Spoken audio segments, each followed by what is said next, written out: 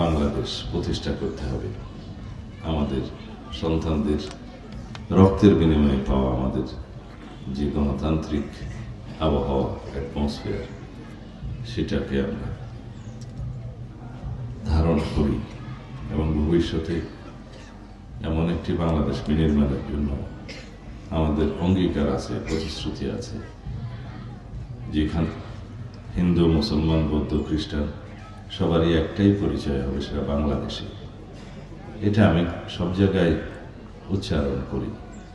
ধর্মের ভিত্তিতে, জাতির ভিত্তিতে আমরা কখনো বিভাজনে বিশ্বাস করিনি, করবো না। এটা আমাদের অঙ্গীকার এবং আমাদের ম্যানিফেস্টো।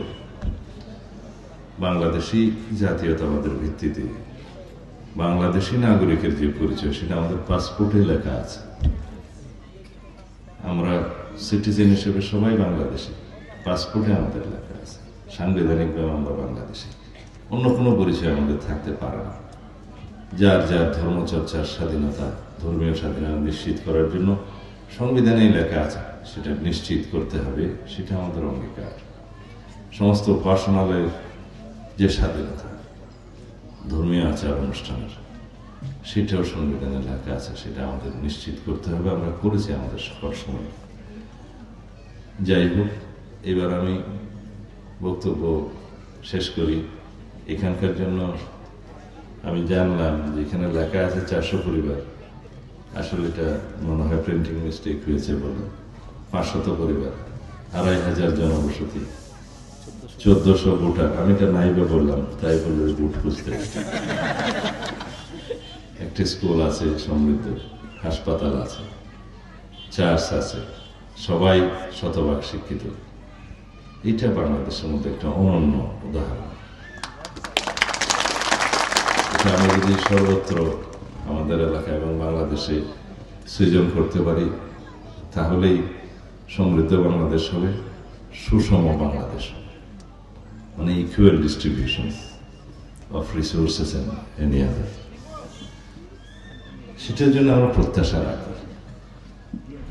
আমরা সেজন্য বলছি, সমস্ত শিক্ষার্থীদেরকে প্রশিক্ষিত নাগরিক হিসাবে গড়ে তুলতে হবে। শুধুমাত্র ডিগ্রি অর্জনের জন্যই বিদ্যালয়ে যাওয়া হবে না। বিদ্যা অর্জনের সাথে সাথে বাংলা, ইংরেজির পাশাপাশি আরেকটা থার্ড ল্যাঙ্গুয়েজ শিখতে হবে। পৃথিবীর বহু দেশে আছে। আমি আমার বৃদ্ধ বয়সেও 2-1টা ভাষা নিজে নিজে শিখেছি, আমার আউট অফ ইন্টারেস্ট। তাতে করে সুবিধা হয়।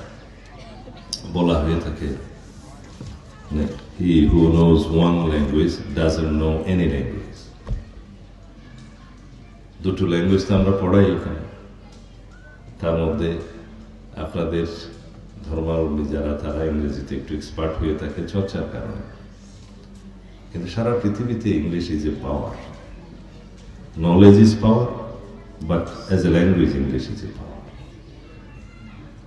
সেই জন্য আমরা আরেকটা তৃতীয় ভাষা শেখার কথা বলছি আমাদের সন্তানদেরকে। আমরা সেটা প্রায় বাধ্যতামূলক করার জন্য প্রতিশ্রুতি দিচ্ছি এখন ম্যানিফেস্টোতে, যাতে কর্মসংস্থানের সুবিধা হয়। কেউ অ্যারাবিক শিখবে, কেউ জাপানিজ শিখবে, কেউ ইটালিয়ান শিখবে, কর্মসংস্থানের জন্য সুবিধা হয়। সর্বোপরি আমরা প্রশিক্ষিত নাগরিক সৃষ্টির জন্য সবাইকে একটা লেভেল পর্যন্ত, ইন্টারমিডিয়েট লেভেল পর্যন্ত ভোকেশনাল ট্রেনিং এর মধ্য দিয়ে বাধ্যতামূলকভাবে নিয়ে যাওয়ার চেষ্টা করছে। এটা আমাদের নীতি পরিকল্পনা। কারণ তার যে ট্রেডে উৎসাহ থাকবে, সেখানে সে নিজের কর্মসংস্থান করে নিতে পারবে অথবা বাইরে কর্মসংস্থান খুঁজে নিতে পারবে। অ্যান্ড উইথ থার্ড ল্যাঙ্গুয়েজ বিদেশেও তার কর্মসংস্থান করতে পারবে। 18 কোটি জনগণ তো আমাদের সম্পদ, বোঝা না। আমাদের যা আছে তা আমরা রপ্তানি করব। আমাদের এখন গার্মেন্টস রপ্তানি করি আমরা শুধু, কারণ আমাদের কর্মের হাত আছে। আমাদের মা বোনেরা প্রায় 90-95% সেখানে কর্মরত। এটা আমাদের সম্পদ। সেটা প্রেসিডেন্ট জিয়াউর রহমান শুরু করেছিলেন। আমরা সেটা এখন এক্সপোর্ট করি।